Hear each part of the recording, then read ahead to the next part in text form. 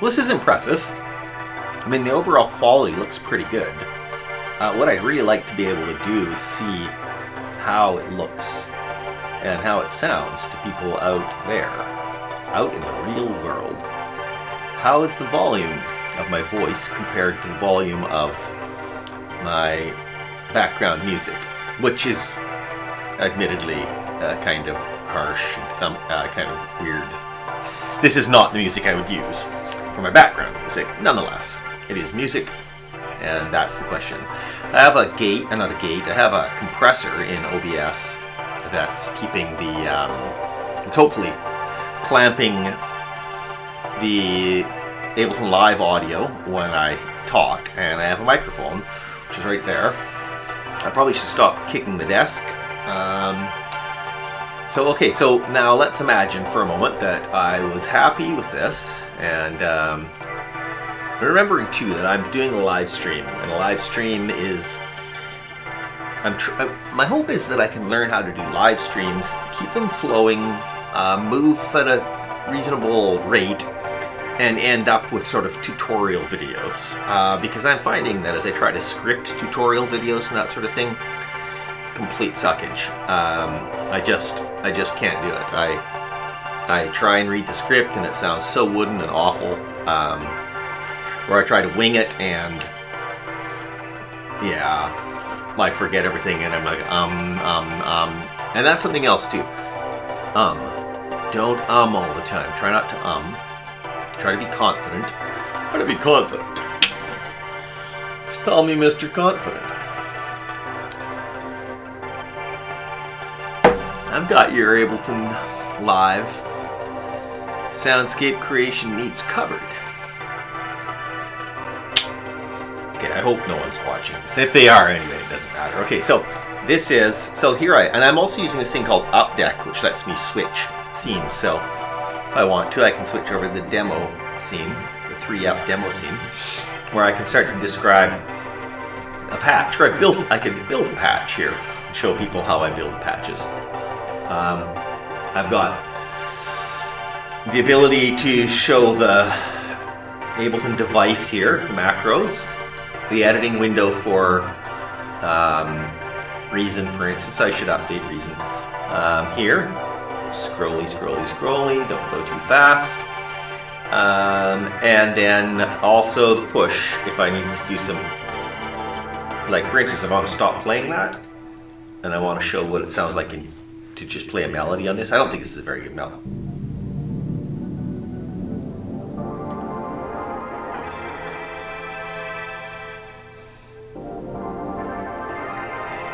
Now if you did that with the right thing, it would sound like a BBC intro or something.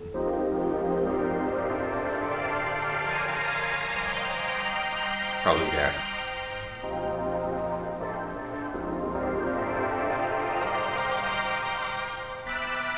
I think I'm in Mixolydian or something, so it doesn't matter. Anyway, this is a patch that I made.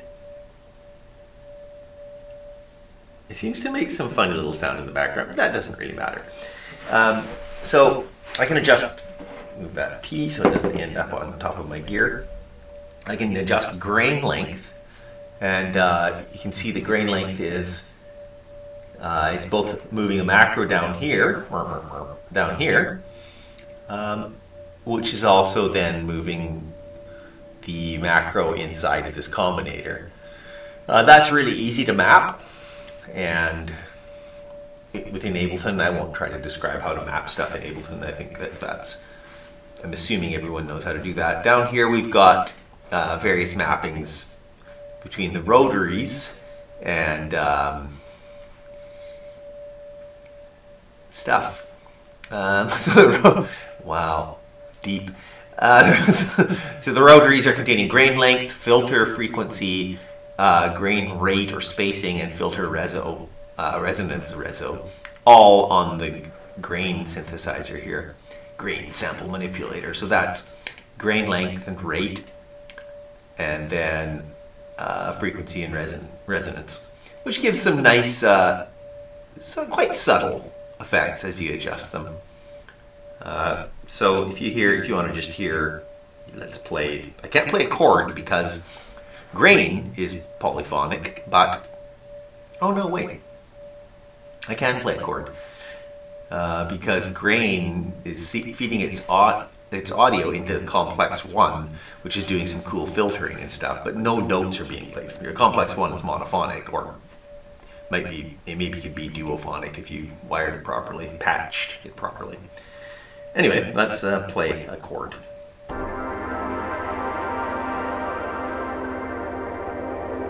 Grain length,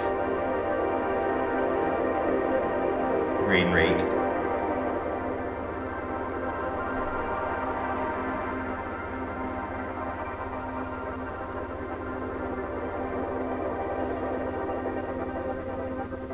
And that's kind of cool.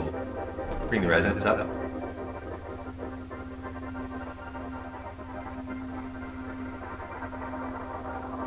Sweep the cutoff. You know that everybody's always sweeping cutoffs. I find it fun to try and manipulate the cutoff and the resonance to find some tonal sweet spots.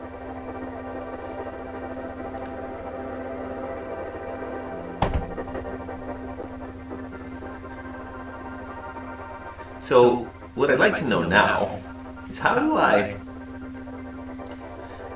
like the Ableton is now quite quiet, so I'm always having to ride Ableton's volume, it seems like, and that's not good. So I'll have to find something that sort of pushes the master up when necessary or clamps it down when necessary, something that's going to make Ableton's volume, because as I'm patching, of course, I'm messing with the gain and everything else, and so I guess I just have to watch it and make sure that I'm typically running with my Ableton meters near 0 unity gain. Okay, so alright, that does prove that these different things work. I'm going to pop on over to Streamland and see what they have to say about my stream. Oh, I shouldn't do that. Should I? Oh, thankfully it's behind OBS. Let's just move back over here. Oh yeah, so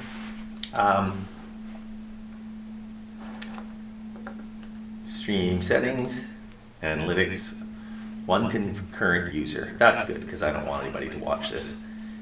That would suck. No, I don't know. It would suck. It's just me trying to figure out how to do these things. I'd really like to be able to see what this looks like in YouTube right now. I feel like I could learn a lot just by being able to observe the stream. So if you'll excuse me for a moment, I'll just turn Ableton down, and I'm going to move my laptop over kind of there so I can just use it as a kind of a streamometer. I'm mommeting my stream or whatever. Mommeting. Excuse me while I mommet. Don't mommet the stream, baby. Don't mommet the stream. Mommeting the stream. Okay. Anyone's listening, they're going to hear me making up nonsensical words. You cannot have that. You don't really want this laptop to be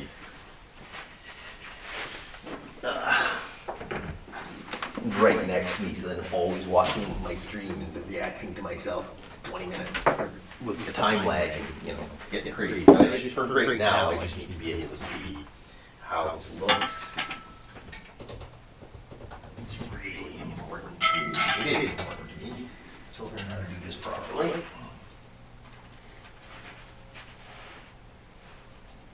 Oopsie. I just turned it off. Turn it back on. You can do it. There we go.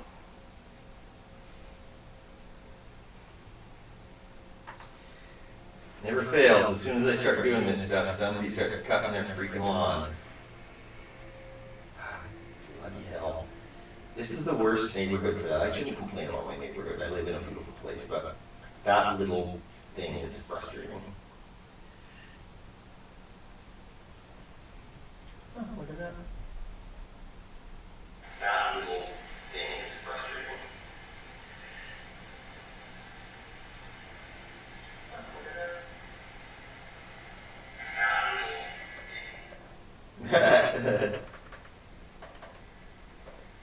right?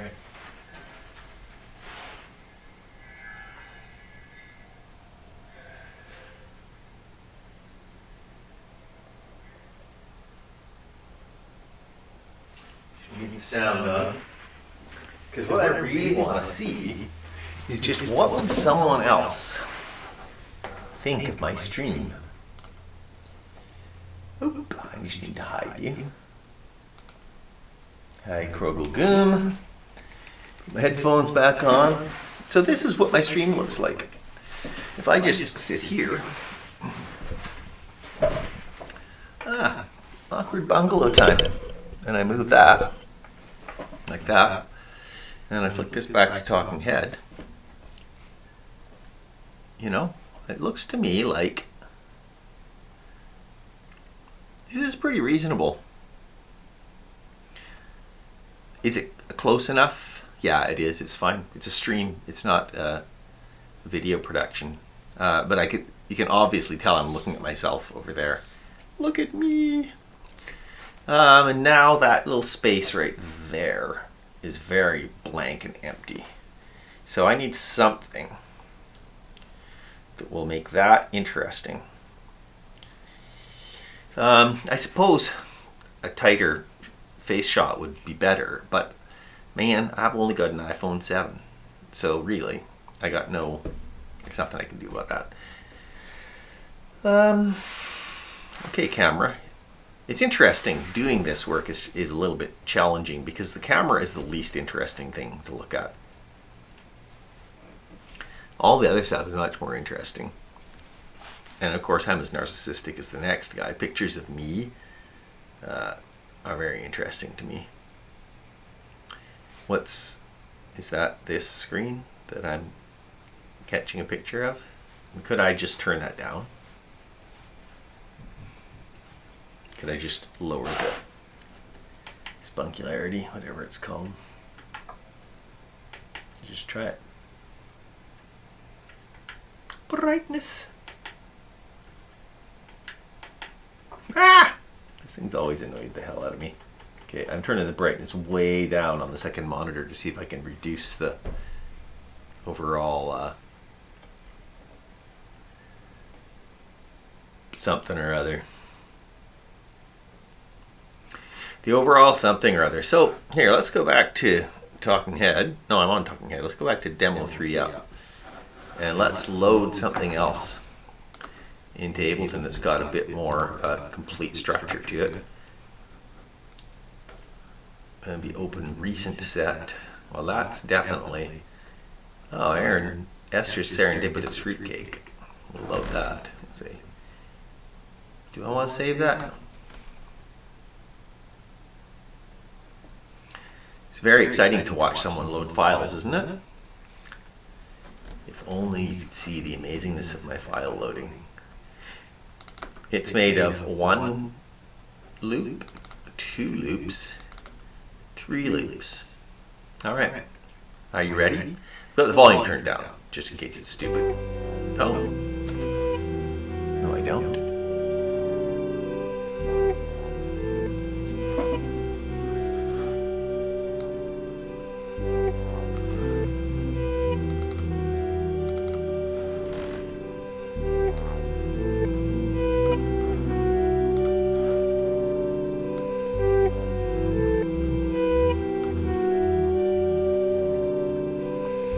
Wow, I do wish that I could just hear what this sounds like on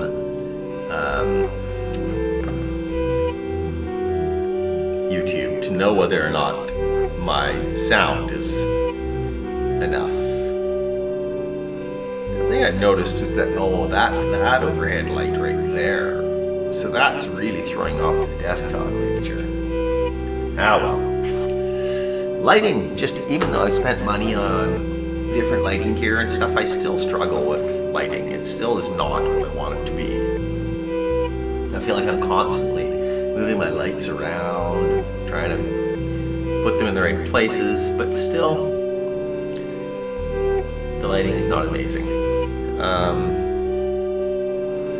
Like my Talking Head lighting is dim, but I don't know, I kind of like it. I kind of like it a little bit dim.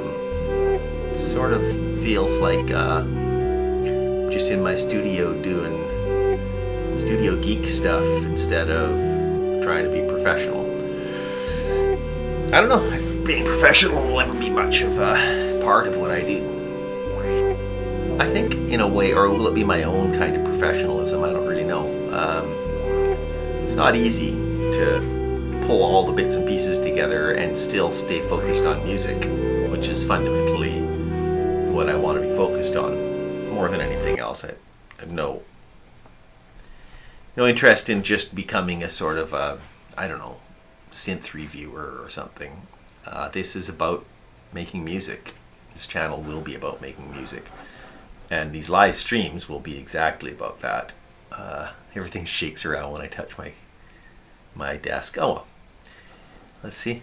We got Catastrophic Groove. Let's listen to that for a moment. Don't Save Esther's Serendipitous Fruitcake. Yeah, I mean, I'm supposed to be the focus, so I guess not having a bunch of other stuff up there is fine, but just that corner doesn't look right to me.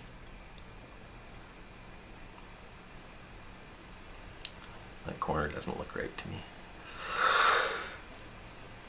Yawning when you're doing a live stream is so gauche. I guess I can't use gauche. Gauche means left. It just means left. And it's not fair to be mean to left-handed people. I don't remember if this has got an arrangement. No, it doesn't. Okay, so it's just some clips. Oops. Dab. There we go. And I guess it sounds like this.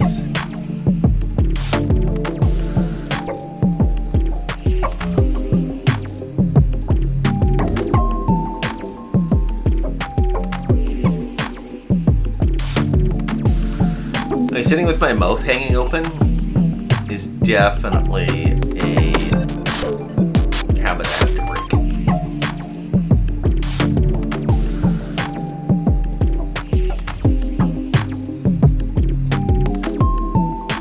In my headphones, this does not sound too loud. I wonder how it sounds on the live stream. I'll have to listen to this later and check all of these things out and see what I can do about them. I still keep looking at myself in the YouTube stream over there, which I should not do. But I feel good about all of this. Like, my different scenes are working properly. I'm able to stream to YouTube. I'm not having any real technical issues. So what I would do then, I would have like a script. I'd have an outline, and I would just go through the outline as if I'm explaining it to some friends. And I'd remember to look at my friends from time to time, and I'd try to remember not to let my mouth hang open or to say a lot.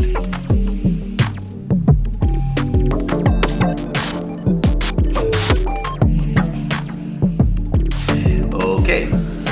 I think otherwise this is going to turn into something that I don't want it to be, and that I'm not able to sustain. So rather than it turn into something I can't sustain, I'm just going to do my best to stream, to be coherent and to be helpful and to be informative, and not to drag people into one of those really slow moving streams. I want to be able to move fairly quickly, execute fairly clearly on the things that I'm trying to accomplish, trying to explain. I just don't want to get bogged down in massive amounts of video production. So, here's to experimentation, the foundation of all the music I make, and now the foundation of all the videos I'm going